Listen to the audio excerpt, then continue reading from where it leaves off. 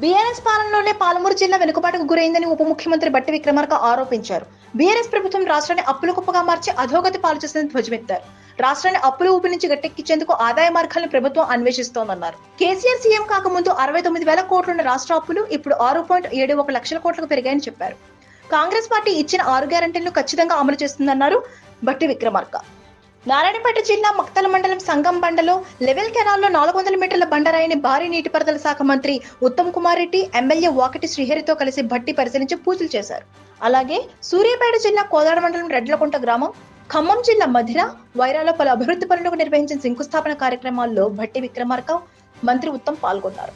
ఆయా సభల్లో భట్టి మాట్లాడుతూ రాష్ట్రంలోని రైతులందరికీ రైతు భరోసా అమలు చేస్తామని, కొండలు గుట్టలు భూస్వాములు కాకుండా నిరుపేద రైతులందరికీ రైతు భరోసా అందాలన్నది తమ ప్రభుత్వ లక్ష్యమన్నారు.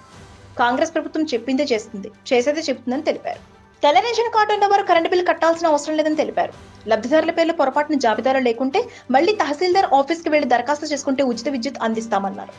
ఉమ్మడి పాలమూరు జిల్లాలో రాబోయే 5 ఏళ్లలో CM Revanth Reddy, deputy CM Bhatti Vikramarka ఆధ్వర్యంలో ఇరిగేషన్ ప్రాజెక్టులు పూర్తి చేస్తామని మంత్రి ఉత్తమ్ తెలిపారు.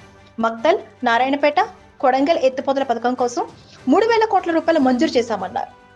రాష్ట్ర కేబినెట్ లో భట్టి విక్రమార్కనే నెంబర్ 2 అని ఉత్తమ్ తెలిపారు. Please subscribe Pragna media. Please like, share, subscribe to Pragya Media. Pragya Media, please do like, share and subscribe. Please subscribe to Pragya Media. Please like, share and comment if you like the video. Pragya Media.